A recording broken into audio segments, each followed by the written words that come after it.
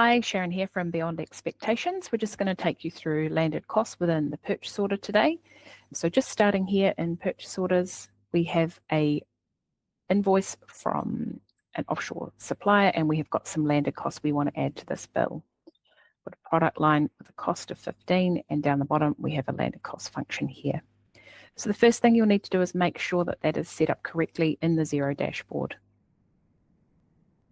Within the Xero dashboard, under the Settings tab on the top right, you would need admin access for this one. Just make sure that it is configured for the landed cost account down the bottom. So we have, by default, customs and freight. You can add a landed cost row if you want to separate the costs out, but typically this will be enough to cover what you need. Within the purchase order, under landed cost, we have the opportunity to put an account number in, customs or freight. We'll select the option that is set up in the Xero dashboard. We can then add the amount on the freight forwarder bill. The comments box is a perfect opportunity to put in the supplier invoice reference so that we can see that that 150 is belonging to the particular invoice. There is a reconciliation process that will be required at the end of the month to make sure that all the bills have also been added into Xero. And if you have multiple suppliers, it's helpful to put that in as well.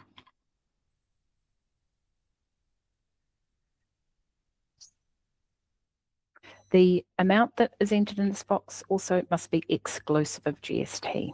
So just ensure that that is calculated correctly. And if you have multiple costs, we can pop those in as well.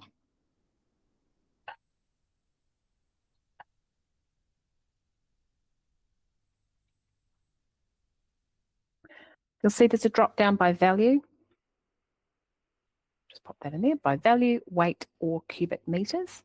By default, it's going to go for value. So if you've got multiple lines of products within that purchase order, it's going to attribute more of that landed cost to the higher valued items. If you do want to use it by weight or cubic, this has to be set up at the product level so that you can split that out. Helpful for importing furniture where you might have a very large item and a very small item that are both at the same value. And you do have the ability to update the product weights here with a box. It's going to allow us to add that in as well. So nice and quick and easy to update those as you go. Once this has been entered in, we can then save this on the purchase order, and it will create a landed cost for us within the Xero dashboard.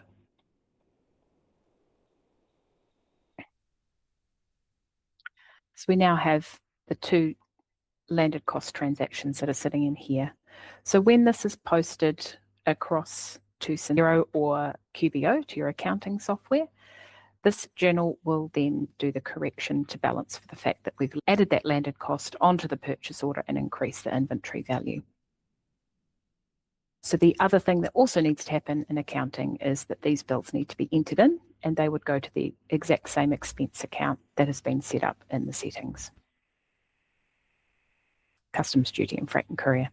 At the end of the month, you would be running the stock on hand reconciliation report and double checking that all of those landed costs have been entered into both places. That can be quite time consuming. So if you want to look at the other transaction linking landed costs video that we have, that can be a nicer way as it is a single entry and you don't need to do the reconciliation at the end of the month. The benefit of using the landed costs in this case though is if you do have multiple purchase orders within one container or one charge for that landed freight, it can be a little bit more convenient at this stage to enter that cost in here on these purchase orders. Just an idea if you're trying to think which is the best way to go. Up here we have the report within the purchase order for the product. And we can see the freight has been added here, the freight cost to that purchase order. We've got a New Zealand cost. We've got the cost per item converted if it's in a different currency, plus the customs and freight charges over here, leaving us with the final landed cost of $26.25.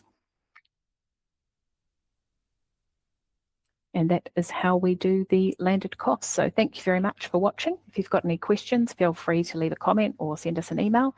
And if you have any ideas for future videos, that would be great. Just let us know. Thank you.